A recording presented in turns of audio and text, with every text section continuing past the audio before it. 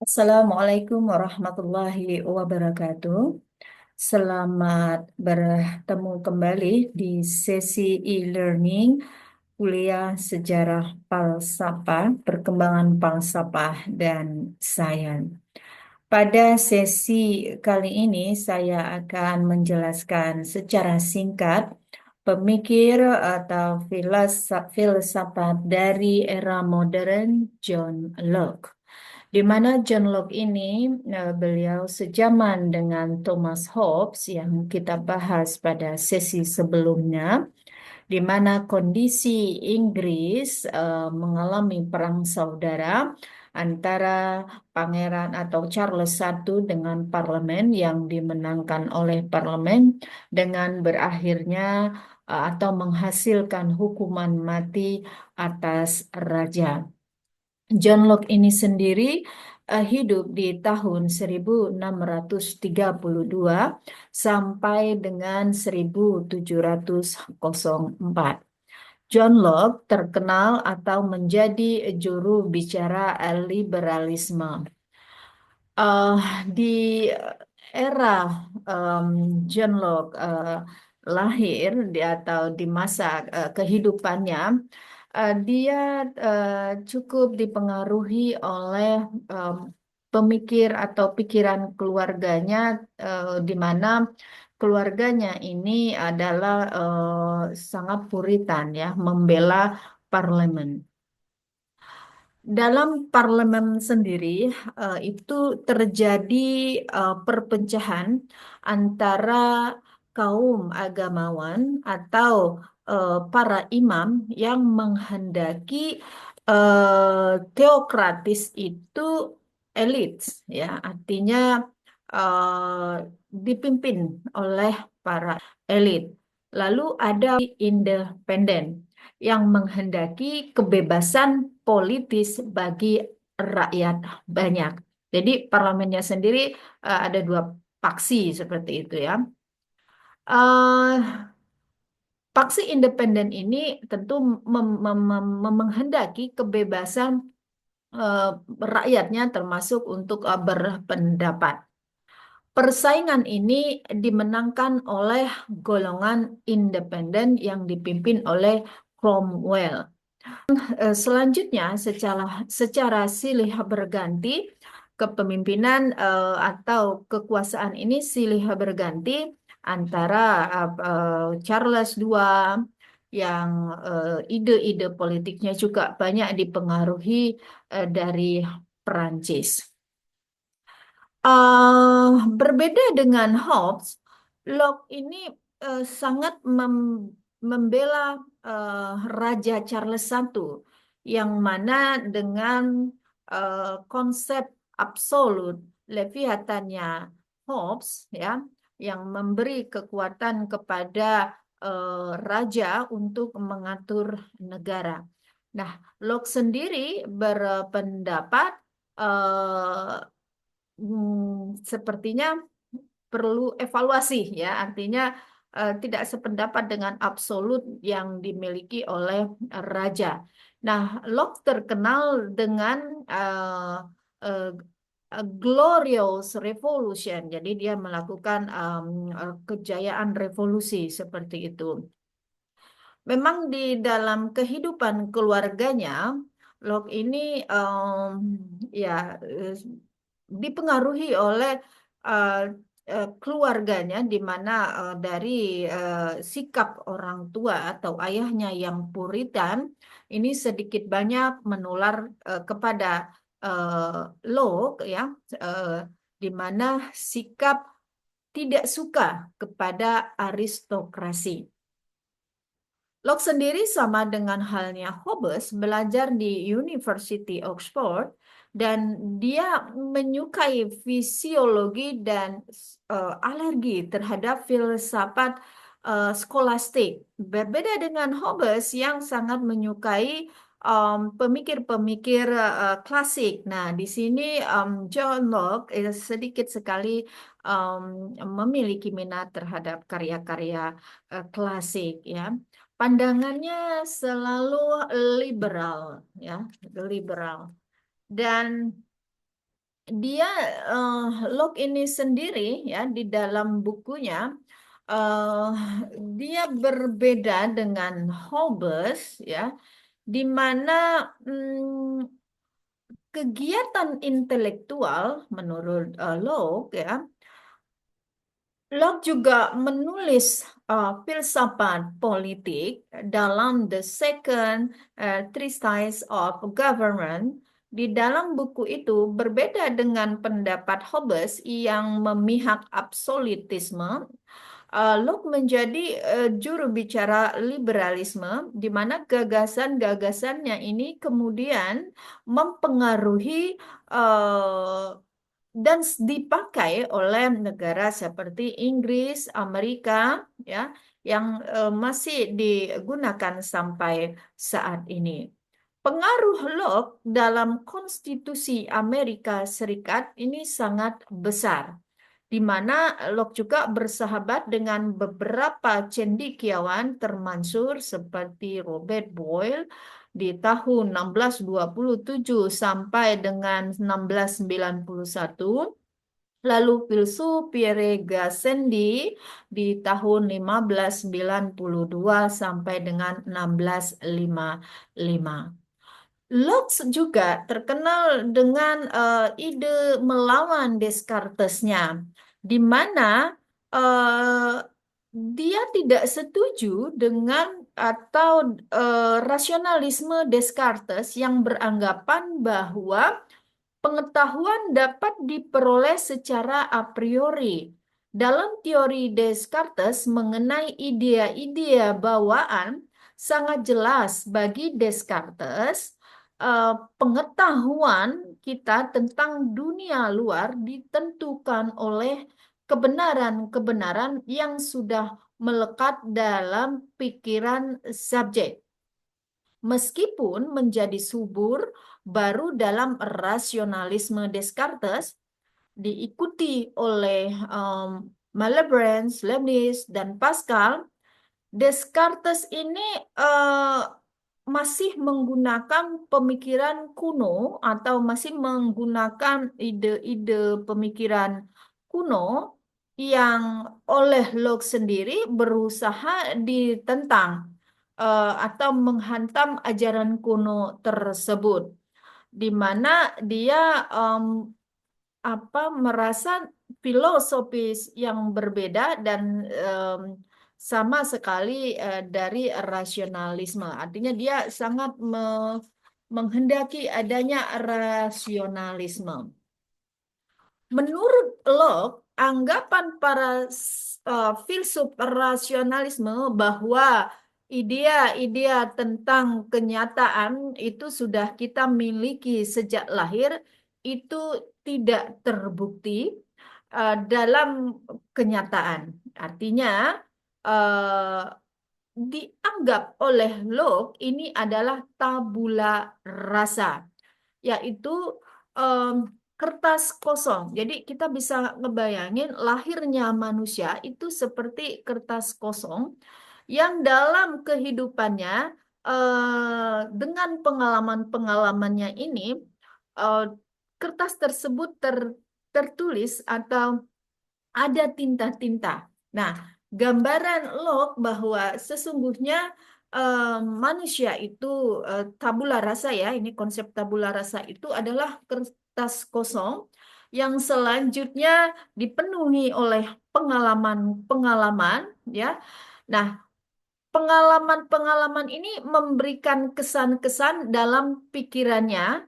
Dengan demikian, kebenaran dan kenyataan dipersepsi subjektif melalui pengalaman dan bukan bersifat bawaan. Jadi tidak serta-merta karena bawaan. Maksudnya seperti itu.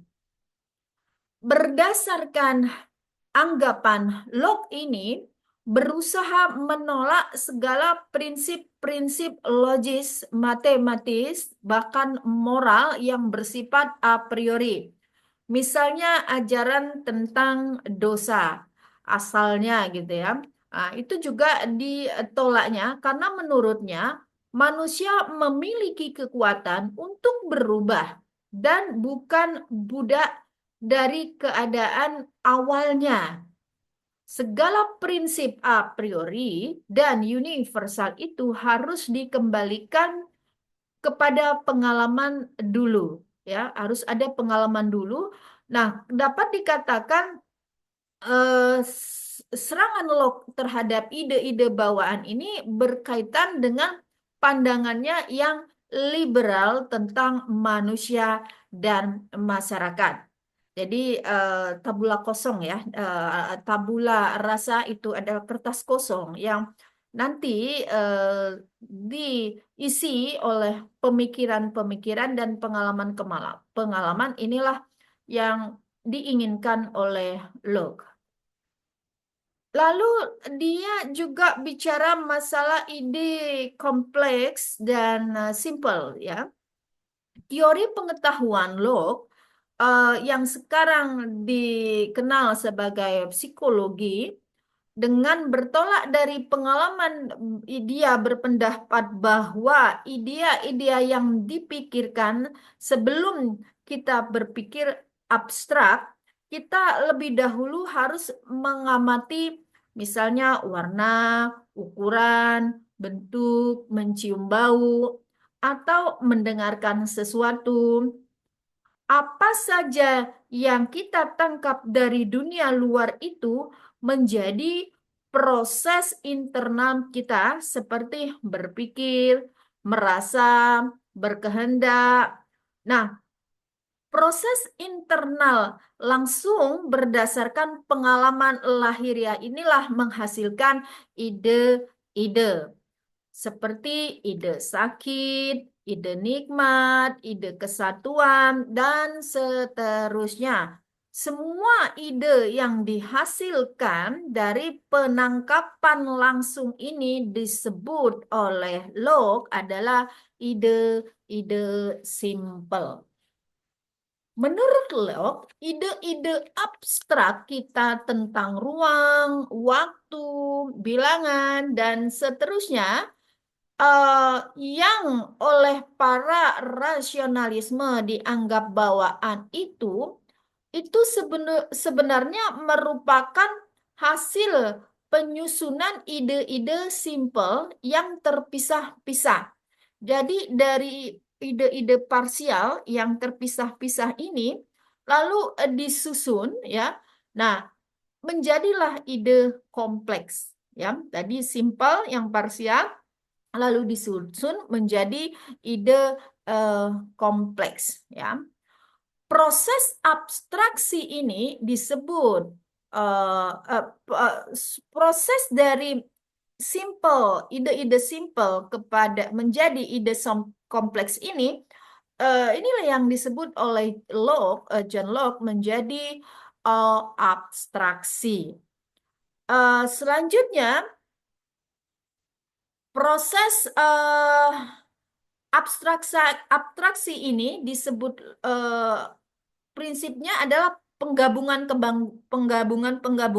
ya yang universal. Misalnya kita dapat mengetahui ciri-ciri manusia. Si A itu kurus, gemuk, ya, kuat, dan seterusnya.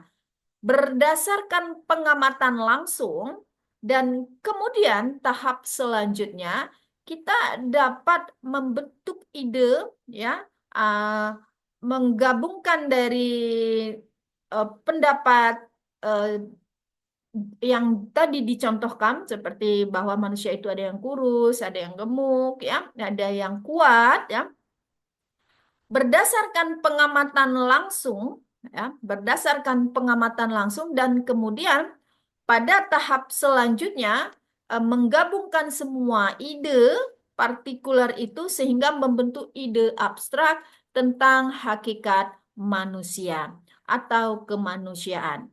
Jadi Locke tidak sama sekali sebenarnya menolak kemungkinan pengetahuan abstrak.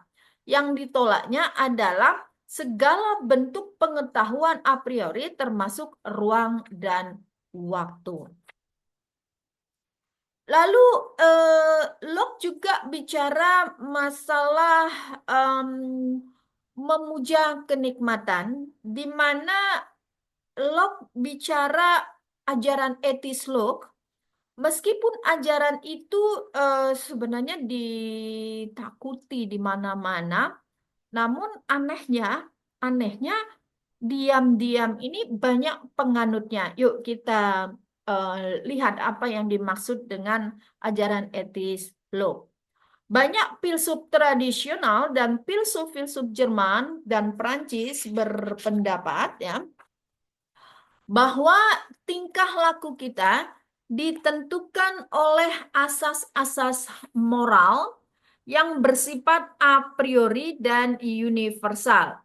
Locke menentang gagasan seperti ini yang menegaskan bahwa yang menentukan tindakan-tindakan bukanlah asas-asas universal, melainkan sesuatu yang berasal dari pengalaman indrawi. Jadi sebenarnya dia melanjutkan pemikiran konsep simpelnya tadi ya ke kompleks ya. Jadi dia selanjutnya dia bicara masalah ajaran etis ya. Dari pengalaman-pengalaman indrawi ini seperti rasa nikmat, rasa sakit, ini sesuatu yang dapat mendatangkan atau membuat atau menyenangkan, maka itu disebut dengan baik. Kalau kita kembali ke Hobbes yang juga dia bicara, kalau itu mendekat dikatakan nafsu, kalau itu dia menjauh dikatakan pengelakan ya. Nah, kalau di sini psikologinya Locke bicara kalau itu mendatangkan kebaikan maka disebut baik, sedangkan sesuatu yang menyakitkan itu disebut dengan jahat. Jadi di sini konsep baik dan jahat ya. Secara moral, baik tentu akan menghasilkan kenikmatan dan kebahagiaan. Sedangkan kalau jahat ya, ini akan menghasilkan penderitaan. Berdasarkan ajaran Locke ini menetapkan ada 5 nilai yang patut dikejar dalam hidup ini. Pertama adalah masalah kesehatan. Sepertinya kita menyadari kalau kita tidak baik-baik saja kesehatan kita, kita sendiri tidak bisa beraktivitas, mengurangi kenikmatan dari fisik kita, dan ini cukup merugikan. Artinya kesehatan ini menurut Locke nilai yang pertama ya yang perlu dikejar. Selanjutnya, Locke juga bicara masalah norma baik atau kehormatan. Selanjutnya, yang perlu dicapai menurut Locke selain kesehatan, yang kedua adalah nama baik atau kehormatan. Kenikmatannya apa? Kenikmatannya adalah pengakuan sosial. Kita bisa merasakan bagaimana nama baik ini selalu diharapkan oleh manusia. Artinya, secara hakiki, manusia pasti ingin menjaga nama baiknya dan mendapatkan penghormatan. Ya, kita ingin mulia di dunia gitu ya, di sisi manusia maupun di sisi Tuhan kita. Nah, ini perlu dikejar menurut Locke. Nah, selain kesehatan, nama baik, dan kehormatan.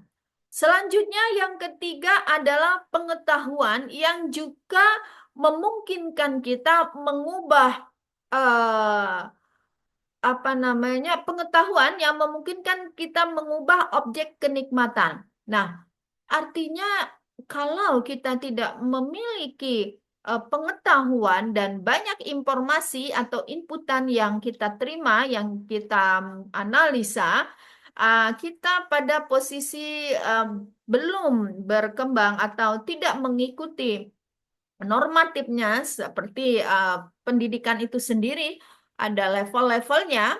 Nah, ketika kita tidak mendapatkan ijazah, contoh ya, ini dipandang oleh masyarakat bahwa kita kurang berpendidikan. Eh, dan ini menurut Locke adalah sesuatu yang perlu dikejar terkait dengan kenikmatan di pengetahuan. Begitu juga dengan pengetahuan apapun, termasuk pengetahuan agama dan pengetahuan lainnya. Lalu yang keempat adalah berbuat baik, tindakan yang menguntungkan dan memberi kepuasan. Artinya, ketika kita sebagai manusia tidak berbuat baik ya kepada sesama manusia sebagai makhluk sosial, maka kita tidak mendapatkan kenikmatan, kepuasan selaku makhluk individu, makhluk sosial ya, makhluk yang bermasyarakat. Maka dari itu kita perlu berbuat baik. Selanjutnya, kenikmatan yang perlu dikejar atau dicari menurut Locke adalah harapan dan kebahagiaan abadi. Harapan ini artinya bisa cita-cita yang ingin dicapai dari sejak lama kita mengharapkan ya terwujud. Dan ini satu sama lain tentu berbeda capaian yang diinginkan dan menjadikan manusia atau kita akan bahagia terhadap capaian tersebut. Jadi saya ulang kembali ada 5 capaian yang akan mendatangkan kenikmatan menurut Locke. Yang pertama adalah kesehatan, yang kedua adalah nama baik dan kehormatan, yang ketiga adalah pengetahuan, dan yang keempat berbuat baik, kelima harapan dan kebahagiaan abadi. Tentu saja ajaran etis ini tidak memadai dan superficial loh, menyingkirkan nilai-nilai lain. Di luar kenikmatan, misalnya penundaan kenikmatan ataupun pengorbanan diri. Nietzsche malah pernah mengkritik para filsuf Inggris termasuk Locke menganut moralitas tanda kutip pemilik toko.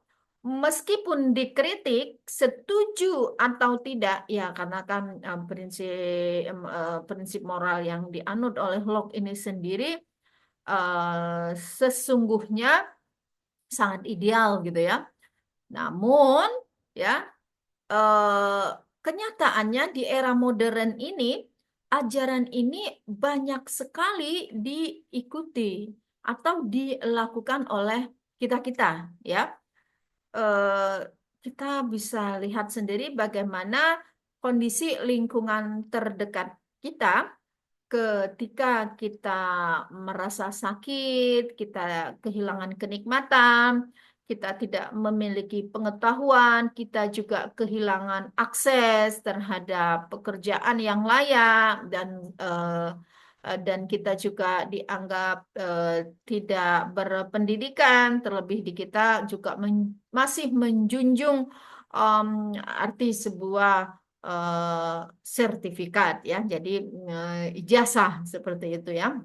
Walaupun dalam pengetahuan kita sesungguhnya masih banyak yang perlu dievaluasi ya, terlebih dalam kurikulum pendidikan kita Indonesia.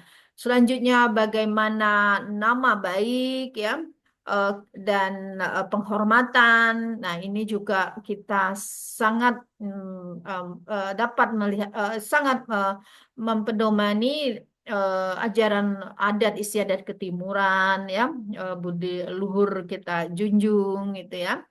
Lalu berbuat baik kepada tetangga. Kalau kita nggak dapat tetangga yang baik, ya cukup merepotkan. Begitu juga kepada teman, ya teman-teman kita. Kita bisa membedakan mana yang teman baik, mana yang tidak. Itu adalah kita yang memilih. Selanjutnya harapan tadi ya, harapan dan kebahagiaan. Dan ini sepertinya memang dianut oleh banyak orang di era modern ini. kita melangkah kepada ajaran politik Locke, di mana Locke ini dia berbicara berbeda dengan Hobbes yang em, sesungguhnya Hobbes ini sangat menjunjung absolut ya, mutlak.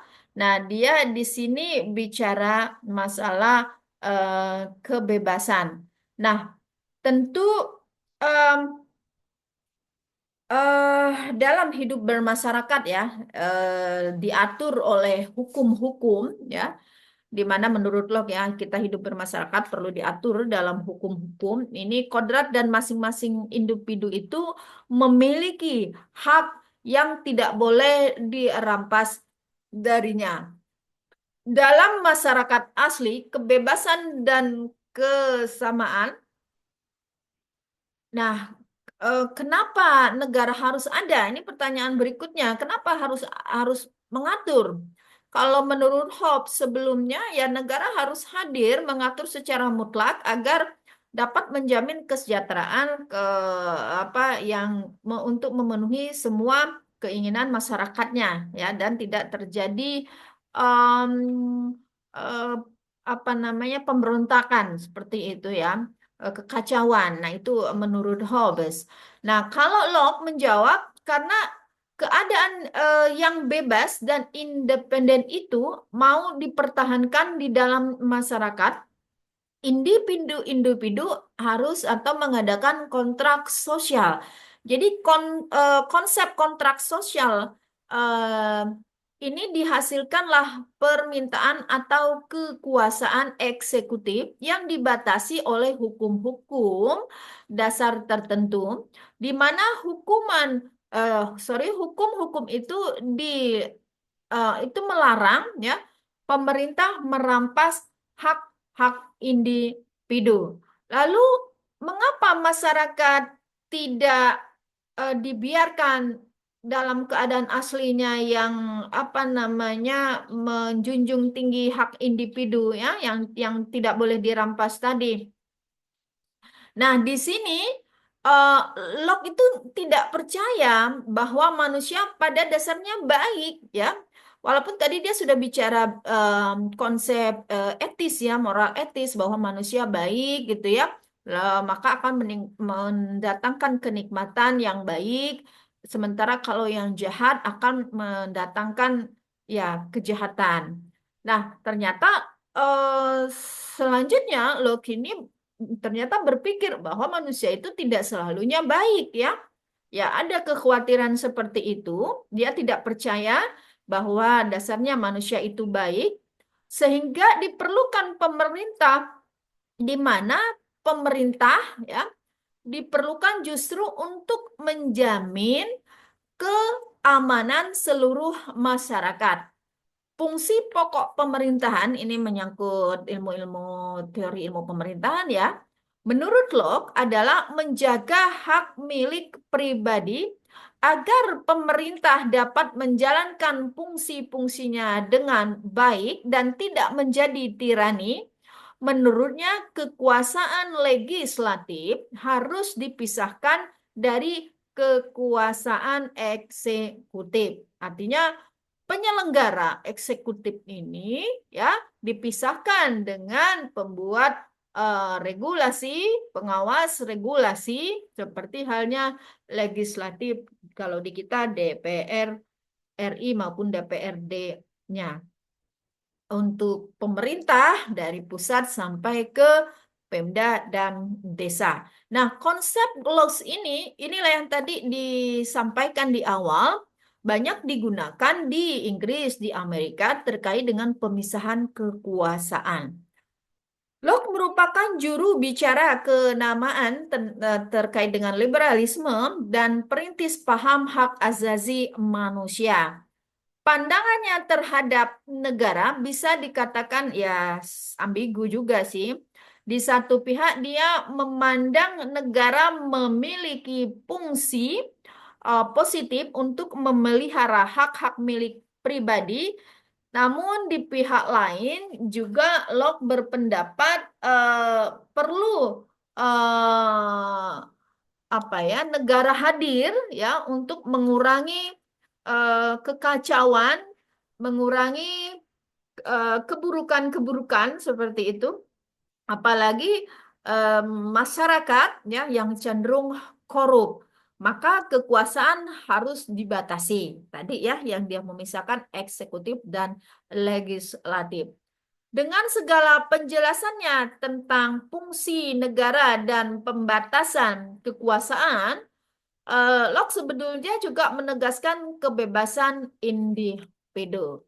Nah, singkat dari penjelasan konsep Locke ya, yang pertama terkait dengan tadi ya ide simpel dan kompleksnya, di mana dia eh, tidak menyetujui pengetahuan yang a priori ya, yang didapat begitu saja dari bawaan seperti itu.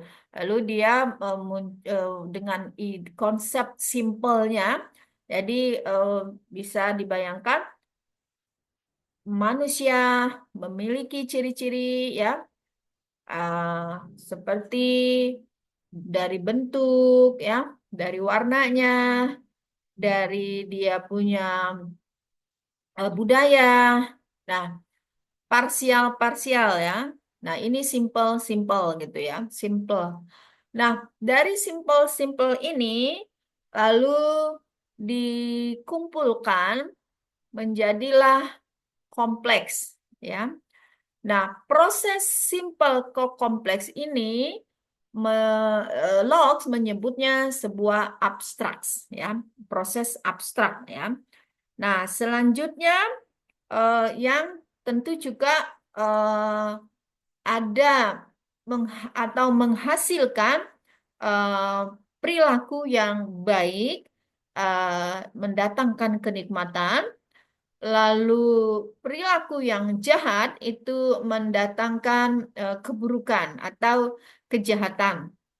Nah, selanjutnya, Locke juga bicara etis yang ini ditolak, tapi sesungguhnya banyak dianut ya atau dilakukan oleh masyarakat era modern terkait dengan etis moral yang perlu dipenuhi menurut Locke tadi ya. Ada kesehatan, ada pengetahuan, ada nama baik atau penghormatan, lalu ada perbuatan baik yang diperlukan perbuatan baik ya, dan em, ada juga harapan dan kebahagiaan abadi. Juga Locke ini terkenal dengan konsep pemisahan kekuasaan eksekutif dan legislatif ya. Saat itu belum ada yudikatif ya, konsep yudikatif setelahnya. Nanti kita bahas juga oleh pemikir Kant yang membahas ada pemisahan yudikatif juga. Jadi demikian penjelasan singkat tentang konsep yang dihasilkan oleh pemikir filosof atau pemikir modern.